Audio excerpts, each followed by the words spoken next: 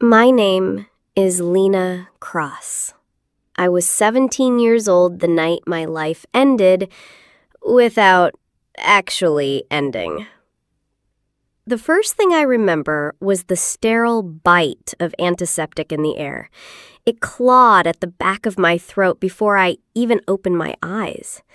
A low hum, machines maybe, filled the silence.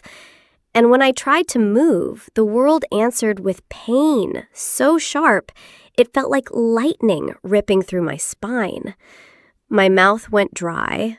My body felt wrong. There was no dream to wake from, just a sudden awareness that I was trapped inside my own skin. I forced my eyelids open and found a ceiling painted the kind of white that only exists in hospitals, where nothing is ever truly clean, but everything pretends to be. Shadows slid along the walls, quick and blurry. Somewhere to my left, a heart monitor chirped lazily, as if it didn't care whether I lived or died. And then, voices. She's exaggerating. She always does. My mother's tone, flat, clipped, made the words hit harder than the pain. I didn't need to see her to know her arms were crossed, her lips pressed into that perfect controlled smile she wore to doctors and strangers. "She fell," Ethan said, and I could almost hear the smirk in his voice. "It was just a prank. She's milking it." I tried to speak, but my throat was sandpaper, and all that came out was a hoarse whisper that didn't even sound like me. "Lena," a new voice, calm, measured, female, a doctor. "Don't try to move yet. You've been unconscious for several hours." Unconscious? The last thing I remembered was Ethan in the backyard, his phone out, filming me for some dumb dare, the glare of the porch light in my eyes, his voice telling me to just do it. Then weightlessness, the sickening snap when I landed wrong, and darkness. The memory slammed into me with a physical force, and my fingers twitched against the scratchy blanket. I wanted to rip the IV out of my arm and demand to know why no one believed me, but my body betrayed me, numb in some places, burning in others. "What happened?" I finally croaked, my voice so small it disgusted me. Ethan jumped in before anyone else could answer. "You slipped. I was trying to catch you, but that's not..." The words caught in my throat, choked off by a sharp flare of pain in my lower back. "Dr. Keller." Her name tag flashed when she leaned closer, checked the monitor, and adjusted something on the IV. "You've had a significant fall," she said, her eyes holding mine a little too long, like she was silently telling me she didn't buy Ethan's story either. "We'll need to run more tests to understand the extent of the injury." My mother sighed, the kind of sigh that was meant for the doctor but aimed at me. "Tests cost money. She's clearly fine. She's talking, isn't she?" A hot wave of humiliation burned in my chest. That was her specialty, turning my pain into an inconvenience. "Mrs. Cross," Dr. Keller said evenly, "she's lost motor function in her legs. That's not something we can ignore." The words hit me like a slap. Lost motor function. Ethan's smirk faltered for a half second, and I caught it. Barely there, but real. He didn't expect this. Or maybe he did, and this was part of the game. I closed my eyes, because it was the only way to stop the tears. But in the darkness, I saw it again. His phone, in his hand, the red recording light, the way he'd whispered something to someone off camera right before I fell. It wasn't just a prank. And deep down, I knew it. The first night in the hospital was a blur of beeping machines, clipped footsteps, and the metallic click of my mother's jewelry every time she shifted in the chair across from my bed. She didn't speak to me, didn't ask if I was in pain, didn't brush the hair out of my face like mothers do in movies. She just scrolled through her phone, the cold glow lighting her cheekbones like glass. Ethan had gone home hours earlier. I imagined him sprawled across his bed, replaying the video he took, probably laughing at the comments his friends were leaving. Dr. Keller came back around midnight, her heels silent on the linoleum. She didn't flip through my chart like other doctors. Instead, she just stood at the foot of my bed, watching me. "How bad is it?" I asked before she could start. She hesitated. Not a good sign. "You have swelling around your spinal cord," she said. "We'll know more after the MRI tomorrow." Her voice softened, but not in a condescending way. It was deliberate, calculated, like she wanted to keep me steady.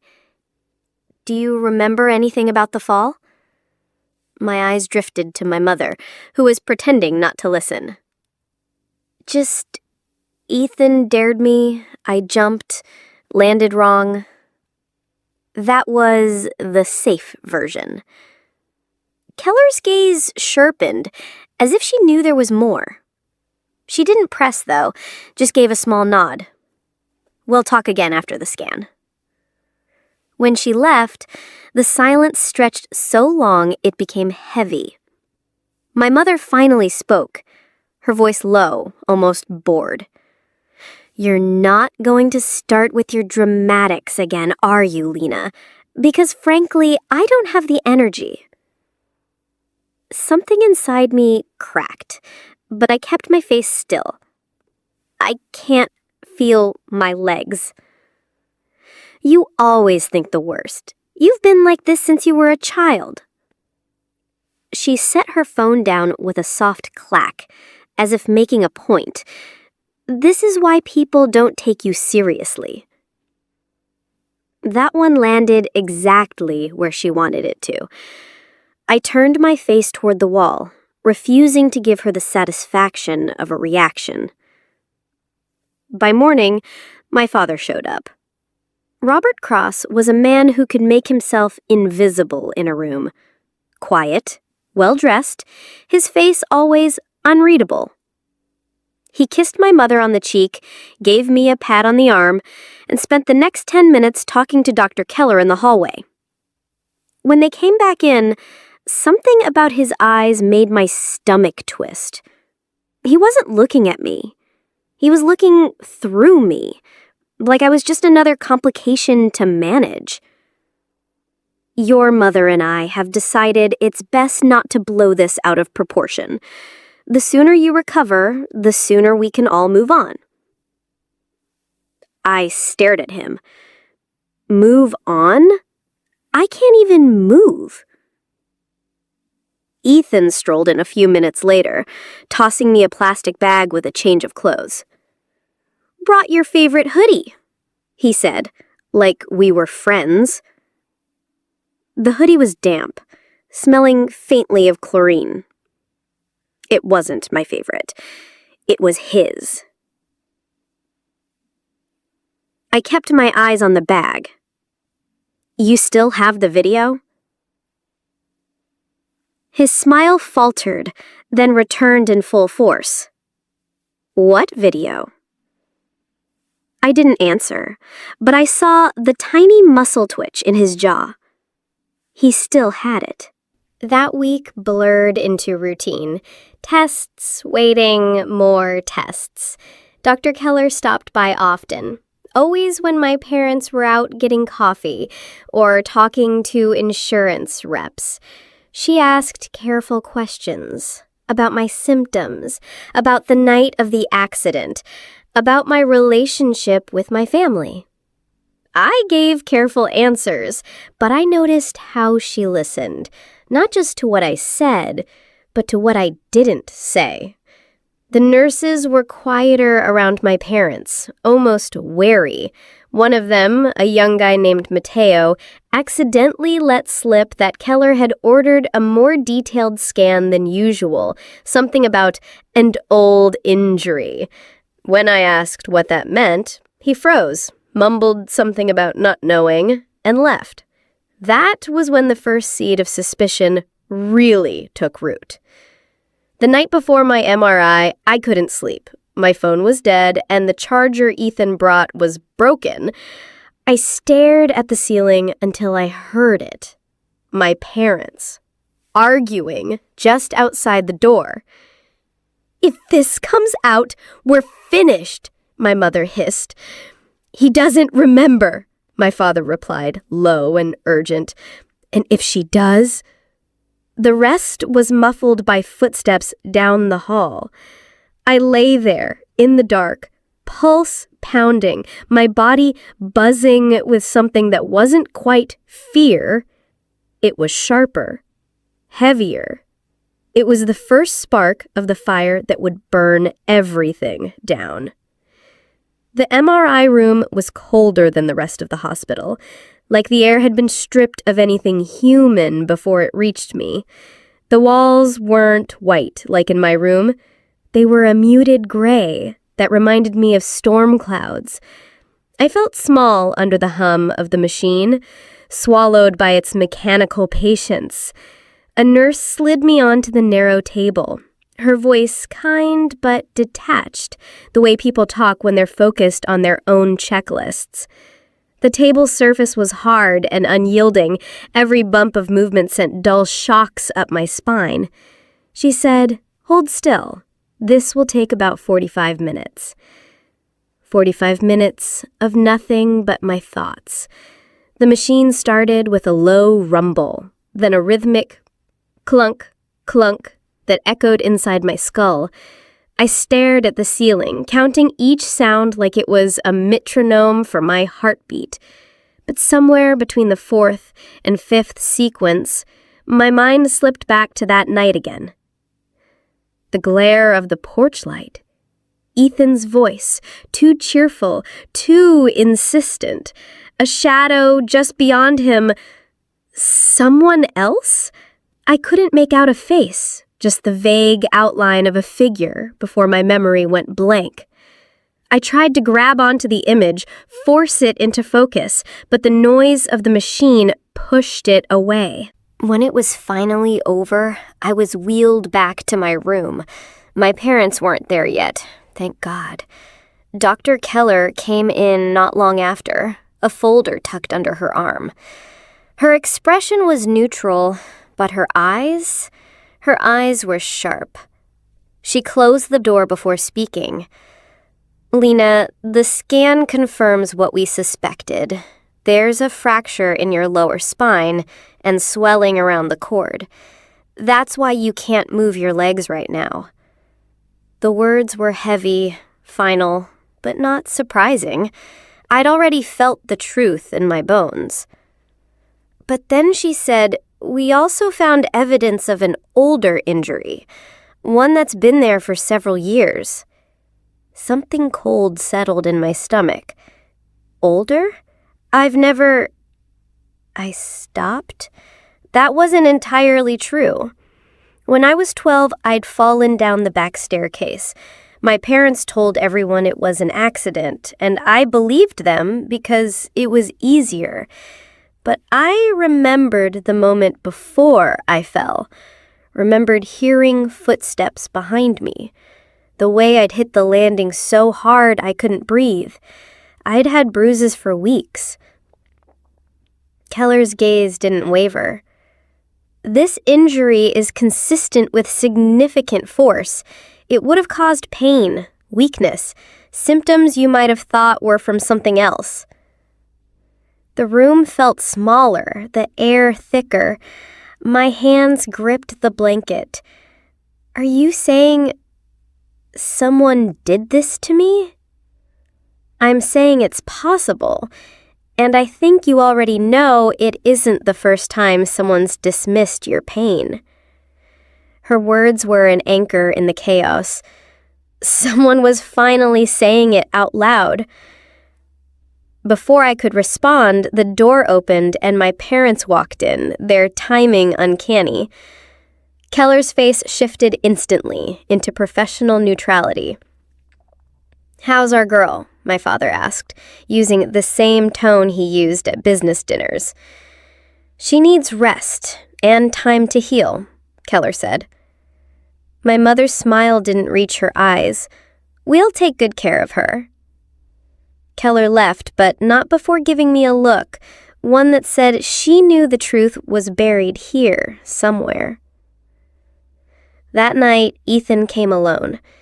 He sat in the chair by the bed, spinning a pen between his fingers.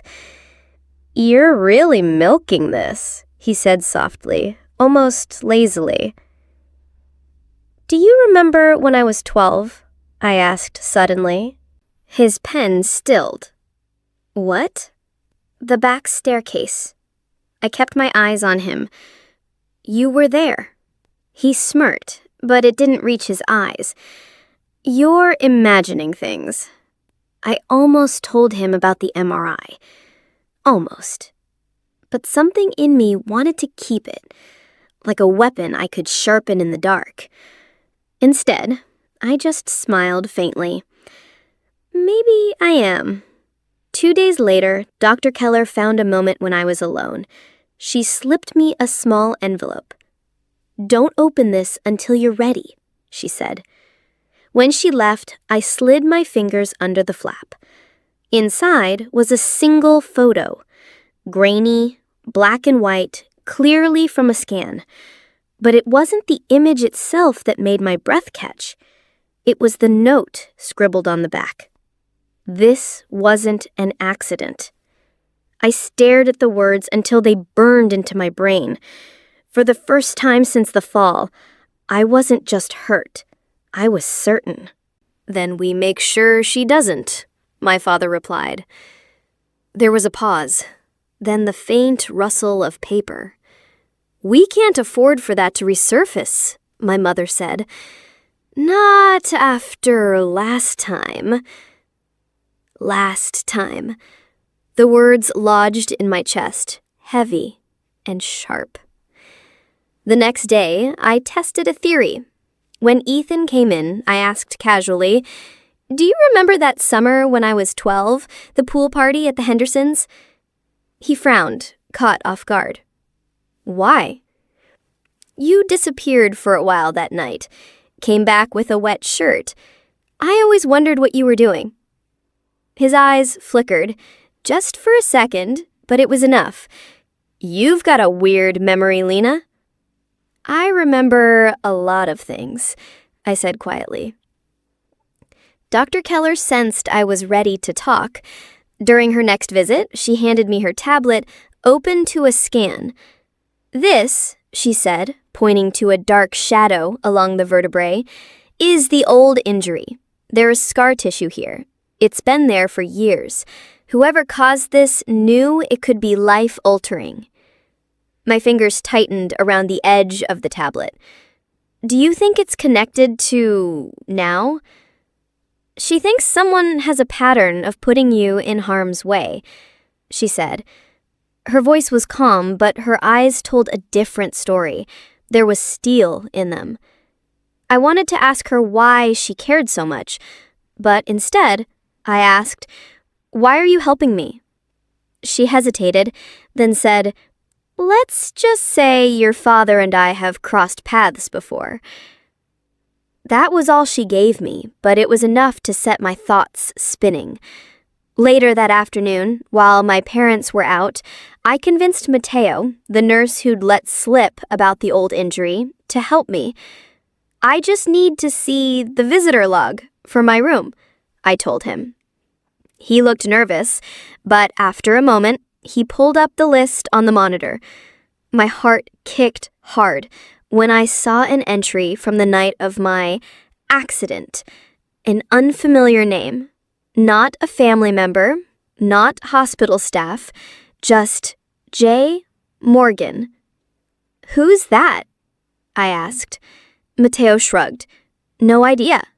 They signed in with your brother. My pulse was in my ears. Ethan hadn't just been filming for his own amusement. Someone else had been there. Someone who wasn't supposed to be. That night, I tucked the envelope from Keller under my blanket and stared at the ceiling until sleep finally pulled me under. But my dreams weren't peaceful. They were filled with that faceless shadow from the porch, standing just beyond Ethan's grin, watching me fall. And when I woke, I knew one thing for certain. If I wanted answers, I couldn't confront them directly. Not yet. I had to make them think I was still the helpless girl in the hospital bed. The next morning, I woke to the sound of someone quietly closing the door. My eyes stayed shut, my breathing even. It wasn't my mother. Her perfume always arrived in a sharp wave before she did. It wasn't Ethan.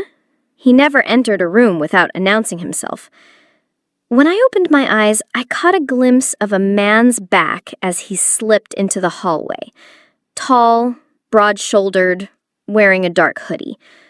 I only saw him for a second, but the way he moved, deliberate, unhurried, made my skin crawl. Later, when Mateo came to check my vitals, I asked, "Was someone just in here?" He hesitated. "Visitor. Said he was a friend of the family." "Name?" He glanced toward the hall. "Morgan. Like the one on the log. J. Morgan." That night, Dr. Keller stayed longer than usual. She was checking the reflexes in my legs when I mentioned the visitor. Her expression didn't change, but her hands paused for the briefest moment. She said, "I'll look into it," her voice perfectly level. "Do you know him?" "I know of him. If it's who I think it is, he has no business being near you." When I asked what she meant, she only said, "Be careful what you ask your brother about. You might get an answer you're not ready for." The seed was planted. I started replaying every interaction I'd had with Ethan over the last few months.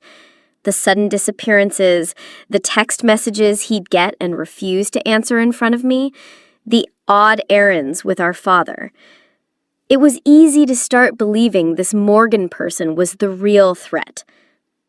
The next day, Ethan showed up just after lunch, his phone buzzing nonstop in his pocket. I decided to test him. "Your friend came by yesterday," I said. He froze mid-step. "What friend?" "Morgan," I said, keeping my tone casual.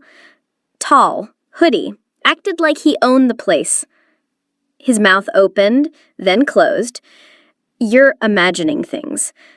I tilted my head. "Funny. Mateo saw him too." The flash of irritation across his face was quick, but sharp. "Stay out of it, Lena." That was all the confirmation I needed. Not that he was guilty of hurting me, but that this Morgan was tied to something Ethan didn't want me knowing about. That evening, while my parents argued quietly in the corner about hospital bills, I pretended to scroll through the hospital's entertainment tablet. In reality, I was connected to the Wi-Fi, searching J. Morgan plus Cross family. One article popped up. It was 5 years old, from a local paper, buried in the crime section. A James Morgan had been investigated for assault after a bar fight. Charges later dropped. The kicker?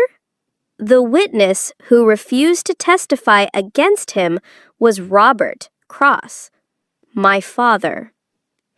I didn't have much time to dwell on it before my mother noticed I'd gone still.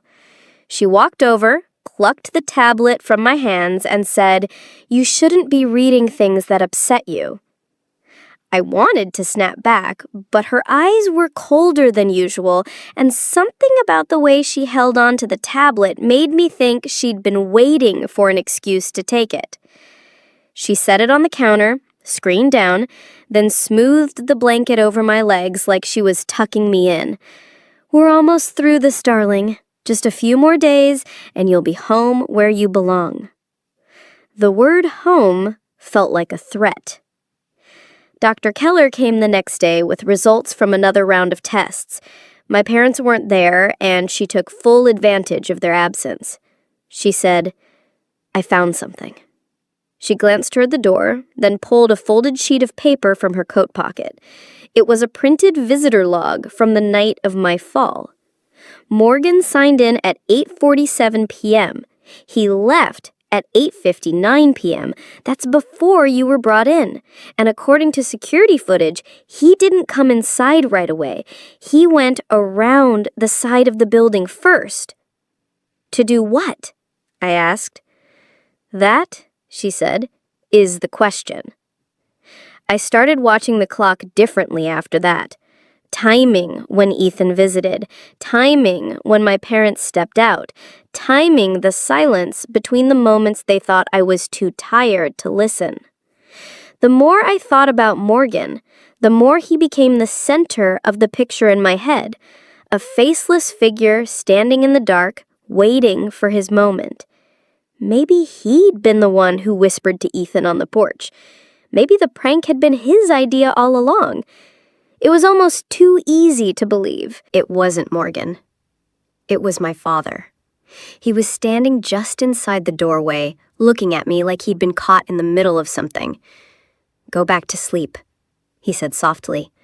But the way his voice shook told me the red herring in my head might not be the whole truth after all.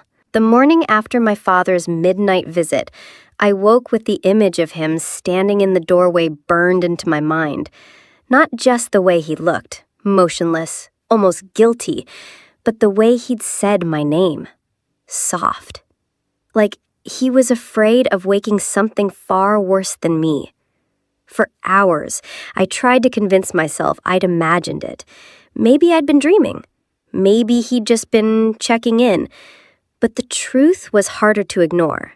My father rarely addressed me directly, unless it was in the presence of others. Whatever he'd been doing in my room alone at night, it wasn't for my comfort. Dr. Keller stopped by mid-morning, carrying a coffee that steamed in the cool air of my room. She perched on the edge of the chair like she was ready to leave at any second, but didn't. She said quietly, "I checked on Morgan." I leaned forward slightly, though my back screamed in protest. "And he's trouble. Has been for years. Works odd jobs, moves around a lot, no fixed address. But here's the thing. He's not the kind of man who comes and goes from a hospital unless someone brings him in, someone who trusts him." "You think Ethan?" "Ethan might have been the contact, but..." She hesitated, then lowered her voice. "Morgan used to work for your father." That landed like a punch to the gut. Doing what? She gave me a look that said she wasn't sure I wanted the answer. "Let's just say your father has business dealings that don't all run through official channels." Morgan was muscle. Suddenly, the bar fight article didn't seem so random. When she left, I stared at the blank TV screen across from my bed, my own reflection staring back at me. The image of Morgan as the main villain started to blur. If he was just the muscle, that meant someone else was calling the shots. And the person with the most to lose if the truth came out wasn't Ethan. It was Robert Cross. That afternoon, I caught my parents in a conversation they didn't mean for me to hear. They were in the hallway, voices low but tense. "She's been asking about Morgan," my mother said. "She won't get anywhere, not without proof. She's not as stupid as you think." "She's not stupid," he said, and there was something in his tone I'd never heard before, something almost protective, or maybe it was just fear disguised as concern. My mother's laugh was humorless. "Then we make sure she stops." That night, Ethan came in with his phone again, pretending to scroll through memes to show me. He laughed a little too loudly like we were still normal siblings. When he handed me the phone to see this one, a notification popped up at the top of the screen. Morgan. Got the message. When? I glanced at Ethan, my face carefully blank. You should probably answer that, I said. He snatched the phone back so fast he nearly dropped it. It's nothing. Lying in bed later, I thought about the older injury Keller had found on my MRI, the one from when I was 12, the one my parents insisted was an accident. I remembered the feel of the back staircase under my palms, the faint smell of oil, like someone had just cleaned the railing, too slick for a hand to grip. What if Morgan hadn't been the first outsider in the picture? What if the same hand pulling strings now had been doing it for years? The more I thought about it, the more the pieces aligned in a way I didn't want to see. The next morning, Keller came in earlier than usual. She closed the blinds, then pulled out her phone, showing me a grainy still image from a hospital security camera. It was my room. The timestamp was from 2 nights ago, my father's midnight visit. The frame caught him leaning over my bed, his hand reaching under my pillow. What was he doing? I whispered. I don't know. But whatever it was, he didn't want anyone to see it. I thought of the envelope under my pillow, the one Keller had given me. My stomach dropped. When she left, I reached under my pillow. The envelope was still there, but it felt different, thinner. I pulled it out and opened it. The photograph was gone. In its place was a single folded note in unfamiliar handwriting. Stop asking questions.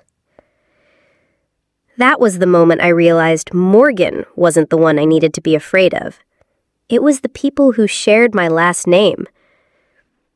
By the time Dr. Keller left my room that night, the air felt thicker, not because of the hospital's recycled ventilation, but because I knew too much to ever go back to pretending. Sleep didn't come easy. Every time I closed my eyes, I saw that grainy MRI image again. Not the fresh damage in my spine, the one everyone would now have to acknowledge, but the older injury, the one with the clean, healed line of trauma, the one that whispered, "This wasn't your first time." I lay there in the darkness, my fingers idly tracing the edge of the blanket, listening to the distant sounds of the night shift. A cart squeaking down the hallway, someone coughing, footsteps stopping just outside my door and then moving on. That's when I heard it. 2 voices, faint, muffled, but just close enough to make out the rhythm. One of them was my mother. I'd know her sharp, clipped tone anywhere, even when she whispered. No more digging. She's already caused enough trouble. The other was lower, masculine. My father. Margaret, we can't just ignore it. If Keller knows, she doesn't know anything, and Lena won't either unless you lose your nerve. The hallway's silence after that was almost worse than the conversation, my heart beating faster, and I felt my hands gripping the sheets. Lose your nerve? About what? And why did it sound like they weren't talking about Ethan at all? By morning, my suspicion had spread through me like fever. I didn't tell Dr. Keller what I'd heard, not yet. Instead, I started paying attention to the gaps, the little things that didn't add up. For one, Ethan hadn't visited since that tense afternoon when I called him out. My mother claimed he was giving me space, but I didn't buy it. The last time Ethan had gone quiet like this was the summer before, after our father found out about the smashed car mirror. That time, Dad had handled it privately, which in Cross family language meant it never happened. The other thing was my mother's schedule. She suddenly started arriving at the hospital earlier than usual, before her office hours, always alone, and always leaving before my father showed up. I noticed her scanning the hallway first before coming in, a habit I'd seen before when she was hiding something from reporters years ago, after my father's firm was involved in some misunderstanding over tax records. The details swirled in my head, but I needed proof. That's when I remembered the recorder. Not the little voice memos on my phone, those were too easy to find if someone decided to snoop, but the slim silver recorder I'd kept buried inside my toiletry bag. I'd started using it months ago when I suspected Ethan of stealing from my room. Now it could become something much more useful. That afternoon, I set it on the rolling bedside table under a folded magazine. The red recording light was hidden, and I tilted the magazine just enough to make sure it would still catch sound. I didn't have to wait long. My mother came in around 4. Her heels clicked softly against the linoleum, and I could almost hear her frown when she noticed I was pretending to nap. She sat down in the chair beside my bed, her perfume sharp in the air. "Lena, I hope you're not making this worse than it needs to be. I know you're angry, but some things are better left alone. The more you push, the harder this will get for all of us." She exhaled sharply, then muttered something I couldn't quite catch. 5 minutes later, my father joined her. His voice was tense. If Keller keeps asking questions, she works for the hospital. She won't risk her position, and Lena won't risk alienating us completely. She's still under our roof, Robert. Their words felt like little needles sliding under my skin, not because they were cruel. Cruelty I could handle, but because of the cold certainty in them. They were confident. They'd done this before. When they left, I waited a full 5 minutes before reaching under the magazine. The recorder was warm in my hand, the weight of it strangely comforting. That night, I played the file back under my blanket, the tinny voices making my stomach twist. They weren't just dismissing me, they were maneuvering, planning, and whatever this older injury was, they knew. Still, I didn't have the whole picture. The next day, Dr. Keller came in with a folder tucked under her arm. "I've been reviewing your file," she said, glancing toward the door before pulling a chair closer. "There's something here you should see." Inside were scans, not just from this year, but from years ago. One was dated when I was 9. Why do you have these?" My voice felt small. "They shouldn't be in your current chart," she admitted, her tone careful. "But they were linked when the hospital pulled your full history for the MRI. This older image, see the faint fracture line here?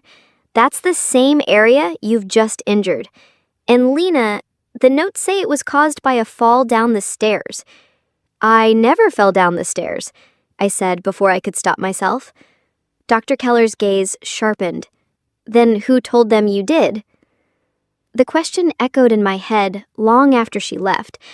I thought back to when I was 9, the vague memory of waking up on the couch with an ice pack under my back, my mother telling me I'd slipped, my father pacing in the kitchen, not meeting my eyes. It wasn't a prank back then, and maybe it wasn't an accident this time either. I didn't plan on confronting anyone that day. I had woken up with a pounding headache, the kind that makes the edges of the world seem too bright, too sharp. But the weight of what I knew and what I suspected was pressing so hard on my chest I felt like I couldn't breathe unless I made someone acknowledge it. The morning light in our kitchen was pale and unforgiving. Every surface gleamed like it was trying to prove we were the picture-perfect family. Polished granite countertops, a row of matching mugs on their hooks, not a crumb out of place. My mother's doing, of course. Order was her shield, and I was about to scratch it. Margaret stood by the stove, stirring her coffee with slow, deliberate movements, the silver spoon clinking against porcelain. She didn't look up when I rolled into the kitchen in my wheelchair, the soft whir of the wheels echoing against the tile.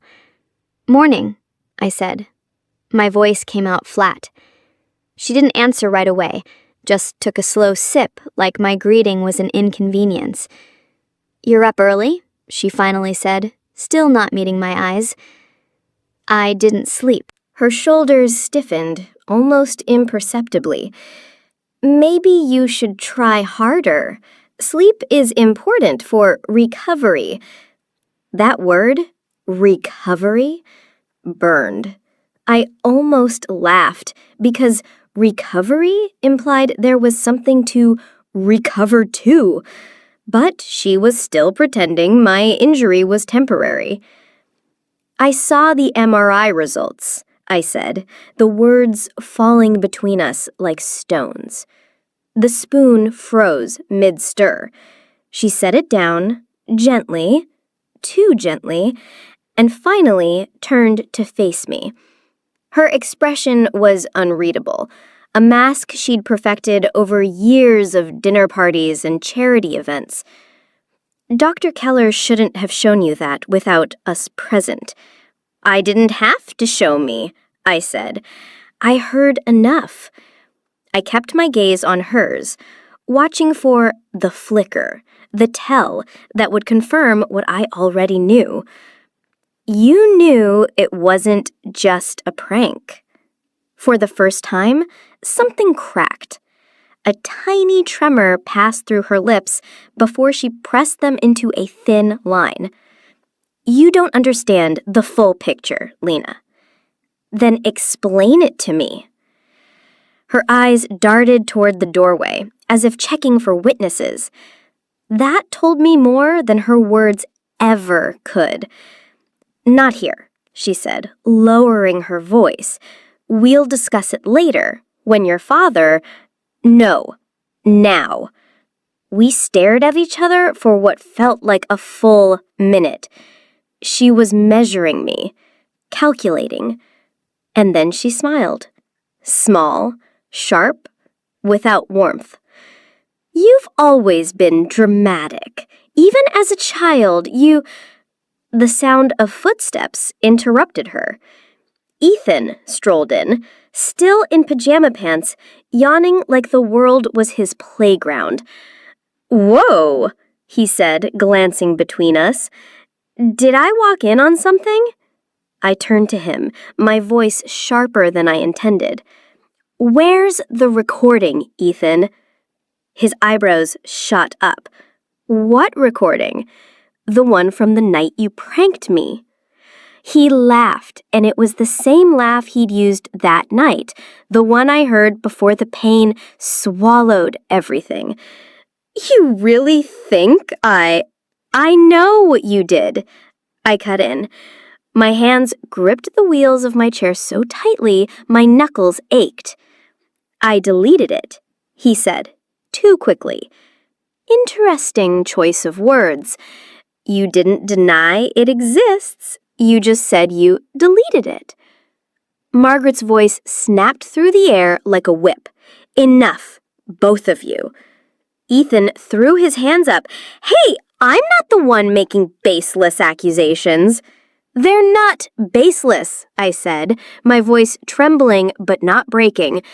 "And if you think I'm going to let this go, you're wrong."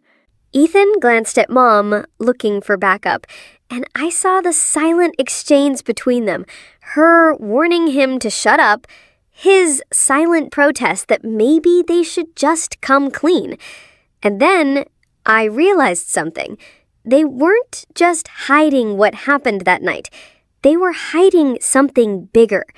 Margaret stepped toward me, her heels clicking against the tile. She said softly, almost kindly, "You need to be careful, Lena. There are things you don't know, things that could hurt you more than you've already been hurt." Her tone wasn't protective. It was a threat dressed in silk. I didn't flinch. "You should be careful too," I said, my voice low, "because I'm done playing the part you wrote for me." Ethan let out a short, nervous laugh. Wow, guess someone's been watching too many crime dramas. But I wasn't watching TV. I was watching them. Their shifting postures, the way their eyes avoided mine, the tension coiled in their bodies like springs ready to snap. And in that moment, I knew. They were scared. Not enough to confess yet, but enough to make mistakes. Enough for me to use.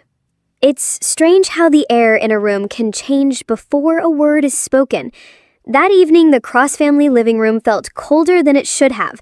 The fireplace was off, even though the early winter chill had begun creeping through the walls. The lamps were dim, throwing long shadows over the furniture, and the clock on the mantel ticked louder than usual, a metronome counting down to something inevitable. Margaret sat in her armchair like it was a throne, posture rigid, legs crossed, fingers resting lightly on the stem of her wine glass. Ethan slouched on the opposite couch, scrolling on his phone, pretending I wasn't there. Dad lingered by the hallway entrance, not committing to sitting or leaving. His specialty. I wheeled myself to the edge of the rug, the soft fibers bunching slightly under my chair. My hands were trembling on the armrests, but I didn't hide it. Let them see. "Lena," Margaret began, voice perfectly level, "I hear you've been talking to people outside this family." I didn't answer right away. I let the silence spread, just long enough to make her eyes narrow a fraction. "If you mean Dr. Keller, then yes, I have been talking." Ethan gave a short, derisive laugh without looking up from his phone. "Of course you have, probably crying to her about how unfair we all are." I ignored him. My eyes stayed on my mother. She ordered more tests, and they found something. Margaret's smile was faint, but I saw the muscle in her jaw tighten. And what exactly did they find? For a moment, I thought about telling her everything right then, about the old injury, about the proof I had that this wasn't just an accident. But I stopped myself. Not yet. They needed to feel the shift before they saw the evidence. "Something," I repeated, matching her tone. "Something you won't be able to explain away." Dad cleared his throat softly, the way he always did when he sensed a storm brewing. "Maybe we should—" Margaret cut him off without looking at him. "Robert, stay out of this." That was the thing about my parents. My mother didn't need to raise her voice to be dangerous. Her control was in the way she made you feel small, like you were a child caught with sticky fingers, no matter how right you were. I don't know what you think you're implying, Lena, but this constant paranoia of yours isn't healthy. You've been through a trauma, yes, but that doesn't give you the right to smear your family's name. Something inside me snapped, quietly, like a bone breaking under too much pressure. "Your family's name." I leaned forward slightly, voice low. "Is that what this is about? Not what happened to me, not the fact that I couldn't walk for weeks while you told everyone I was faking, just your reputation?" Ethan finally looked up, smirking like he enjoyed the show. "God, you're dramatic. You tripped, Lena. You always were clumsy." I cut him off. "I didn't trip, and you know it."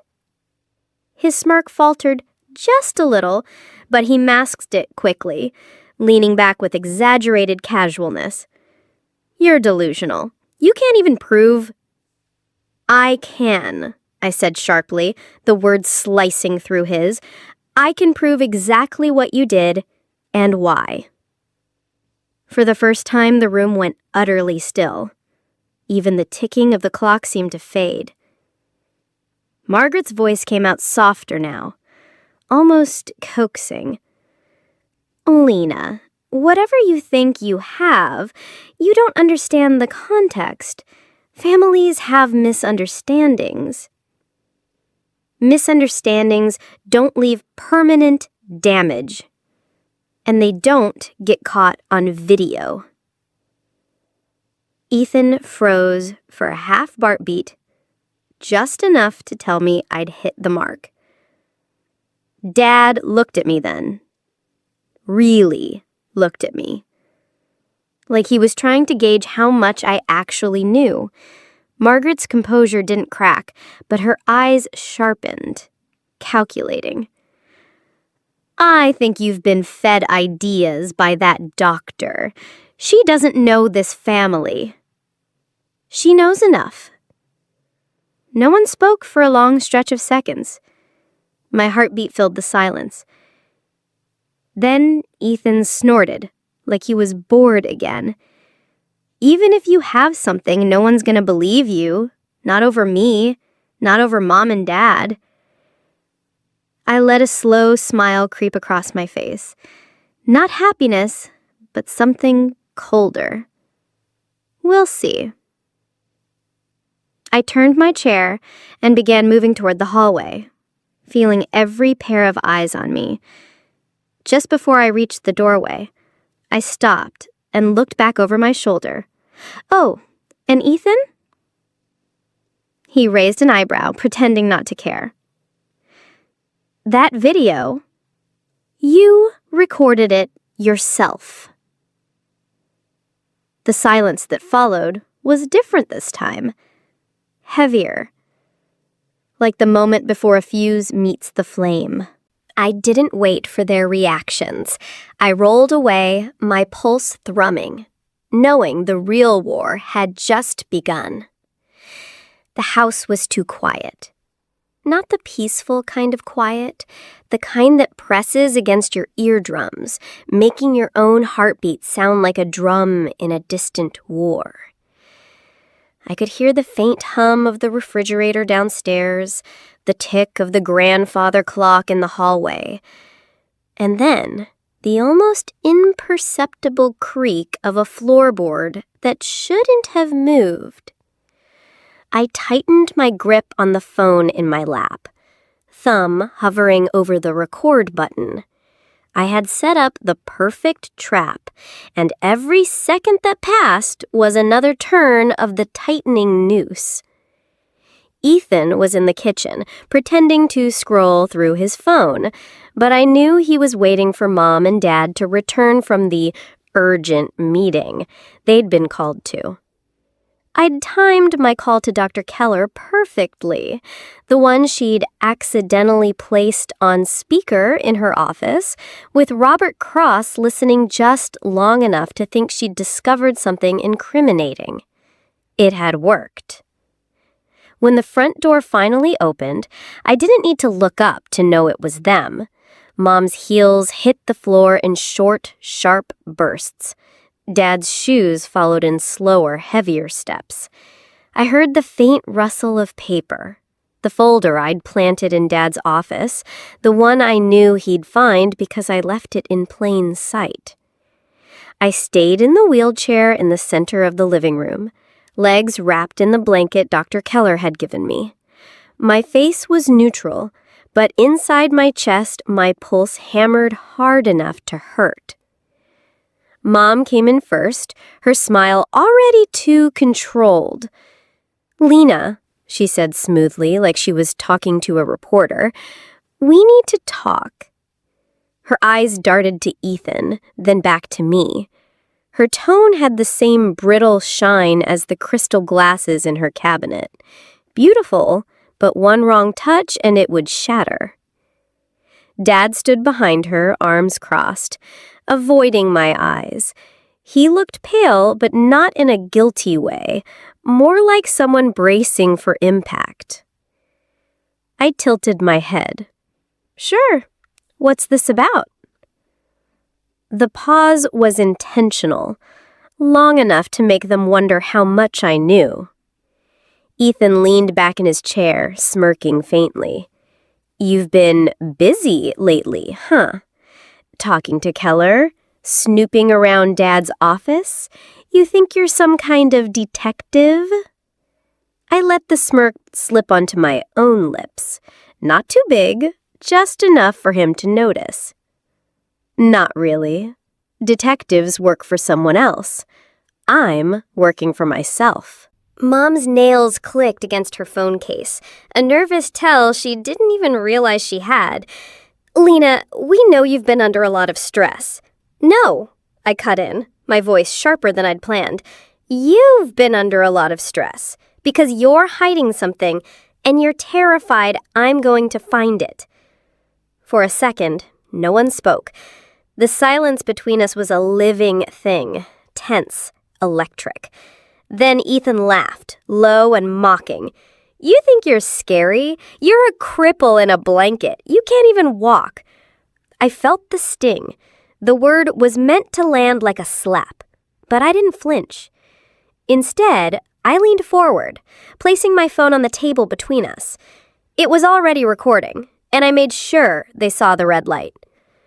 Funny you should say that, I murmured, because I have something here that might change how you see me. Ethan's smirk faltered just slightly, a micro-expression most people wouldn't have caught, but I'd studied his face for 17 years. I tapped the screen. The recording began to play, audio from his prank, the one where he thought he was just being reckless. The thud, my scream, his laugh, his voice saying, "She'll be fine. Mom said she needs to toughen up." Mom froze. Her eyes flicked to Dad, who still hadn't moved. The audio continued, and then came the real dagger. Ethan's voice, this time in a drunken brag to one of his friends a week later. Dad's lucky she didn't die, but if she did, at least it would have shut her up. The color drained from Ethan's face. Where the hell did you... I raised a hand. Don't. I have more. Enough to make sure no one in this family ever holds a public title, ever gets a promotion, ever gets invited to a charity gala without whispers following them like shadows. Mom's mask cracked, her voice suddenly sharp. You don't know what you're doing, Lena. Oh, I do, I said quietly. And if you want to keep your little empire intact, you're going to listen to every word I say. The room felt smaller now, as if the walls were leaning in. My chest was tight, but not from fear, from the thrill of finally holding the power they thought I'd never have. Ethan glanced at Dad like he expected backup, but Dad only shook his head, a slow, almost imperceptible movement.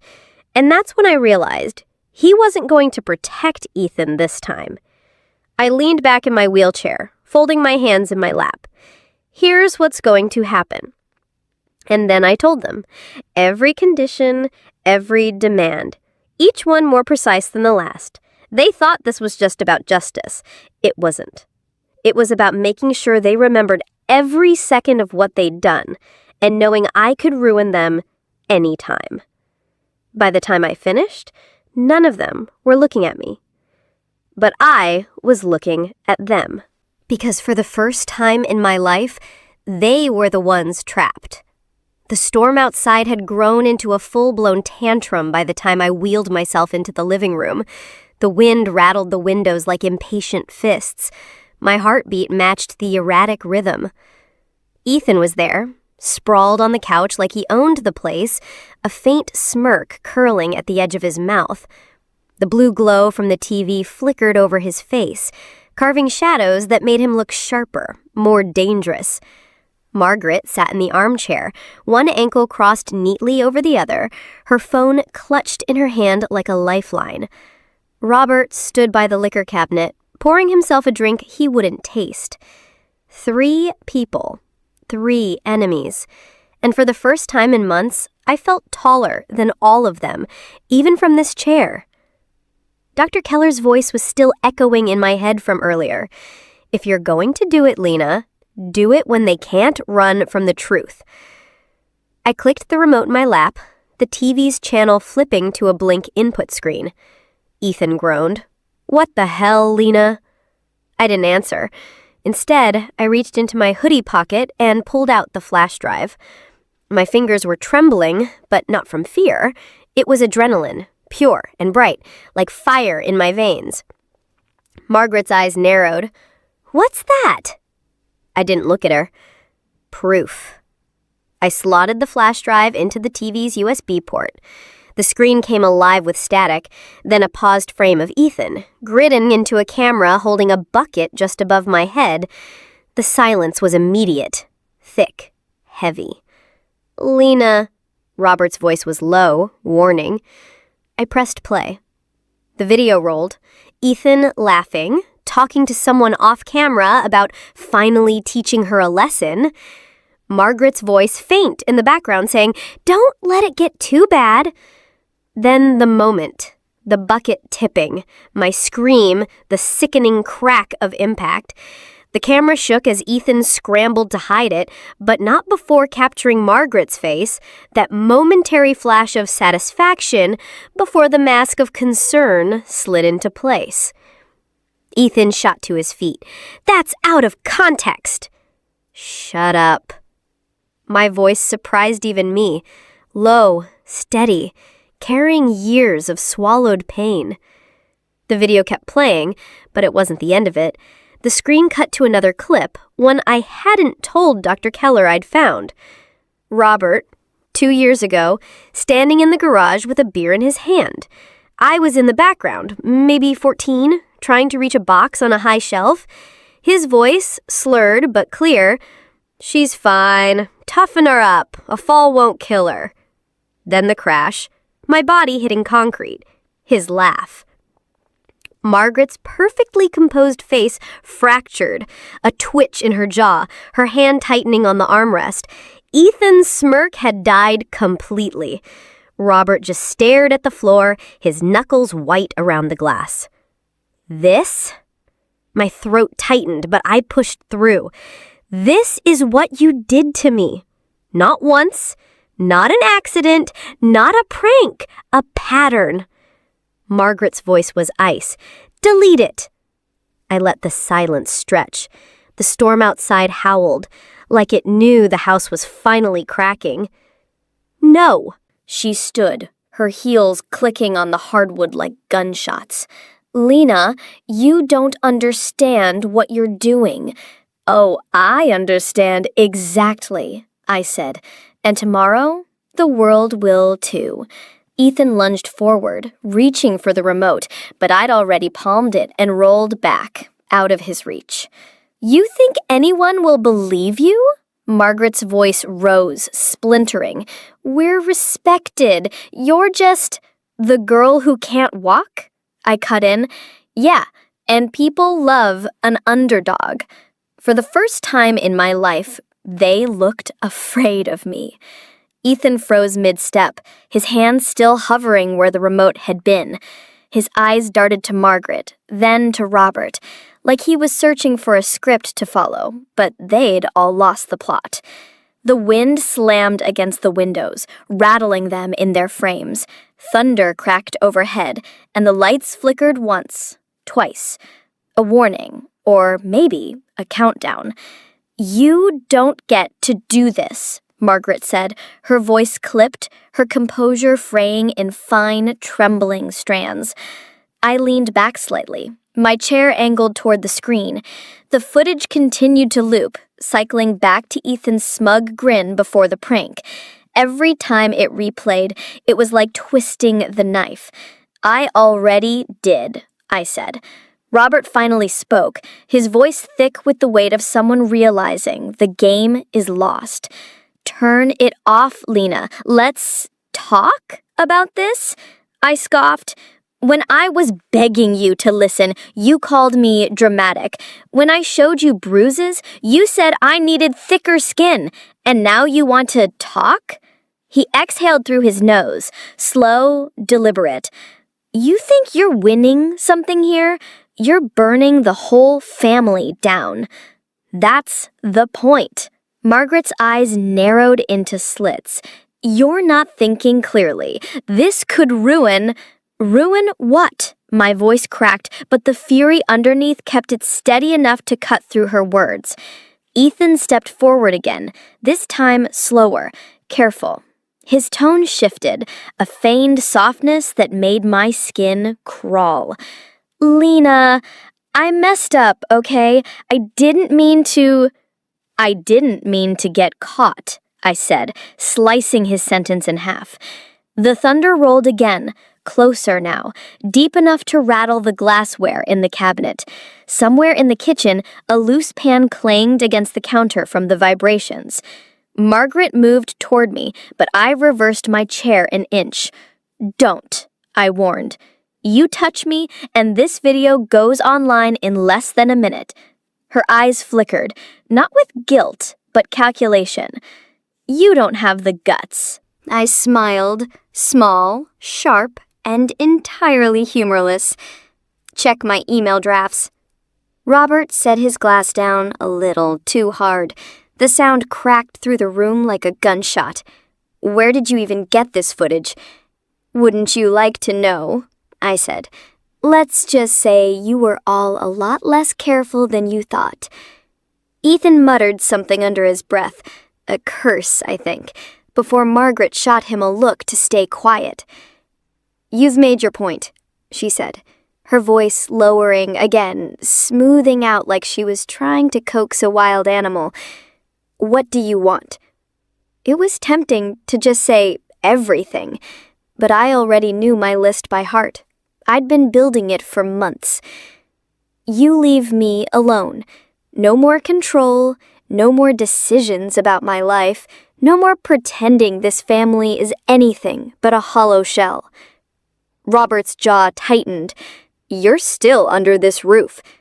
Not for long, I said, my hand brushing over the folder on the coffee table, thick with printed copies of the footage, the transcripts, the emails.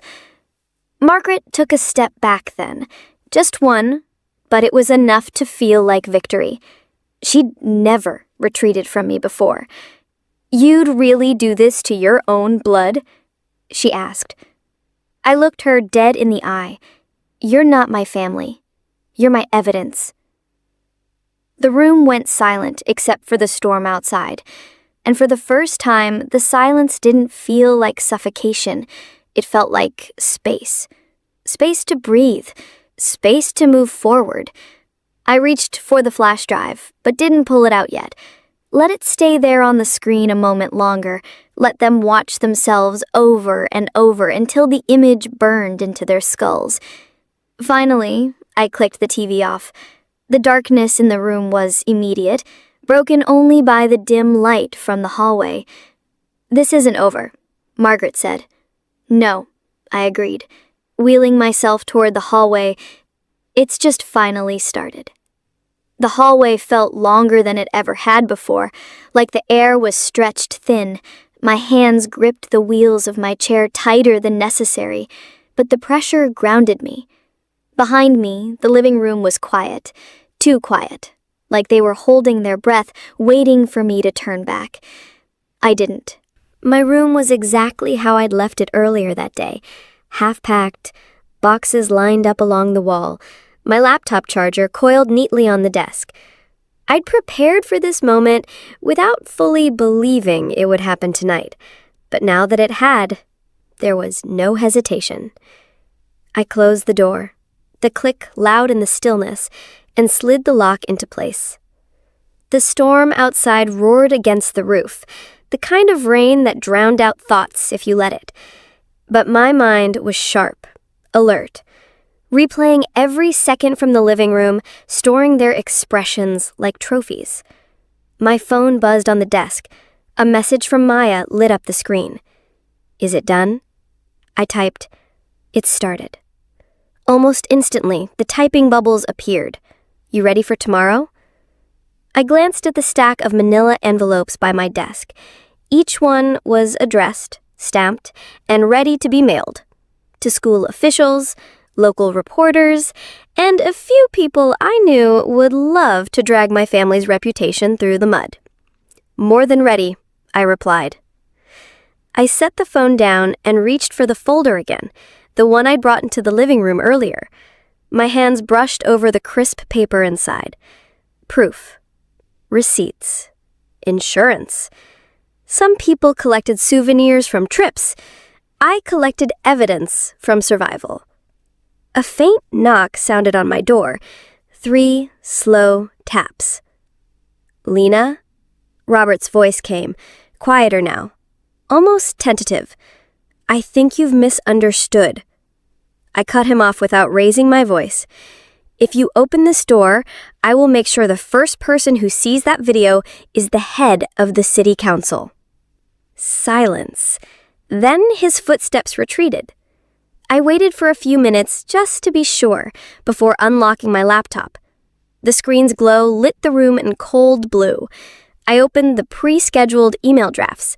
The first one was set for 9 a.m. tomorrow, addressed to a journalist whose pinned tweet was a call for stories of abuse hidden behind wealth and influence.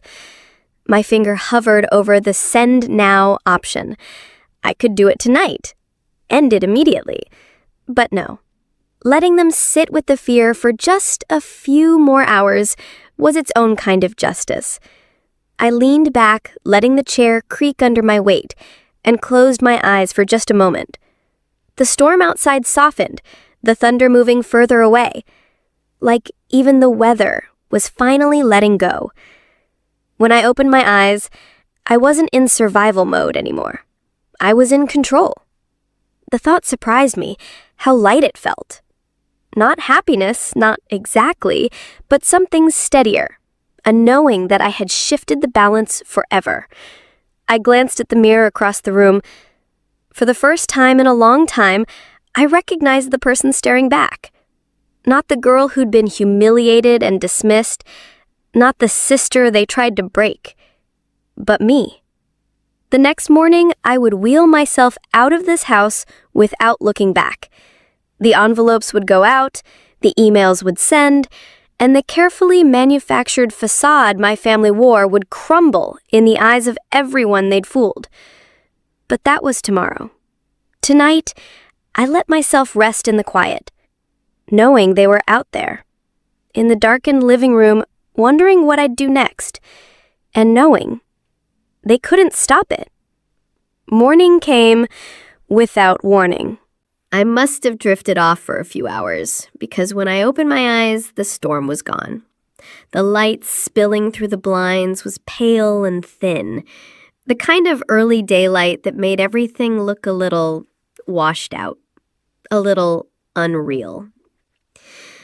The house was quiet, too quiet again.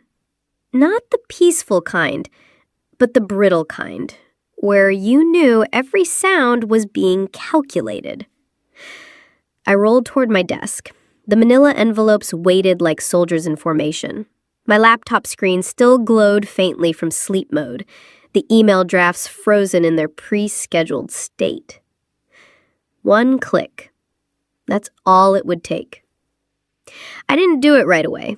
Instead, I went to the window, pulling the blinds just enough to see the driveway. My brother's car was still there. So was my father's. That meant they were both inside, probably avoiding me like I was something volatile. Good. I grabbed the first stack of envelopes, tucking them into my backpack. The zipper's teeth closed with the clean, decisive sound. Then, I wheeled into the hallway. The floorboards under me gave a small groan, a reminder that no matter how careful I was, this house knew my movements. As I reached the front door, I caught sight of Robert leaning against the kitchen doorway. His arms were crossed, his expression unreadable. "You're leaving," he said flatly. I didn't slow down. "You're observant, must run in the family."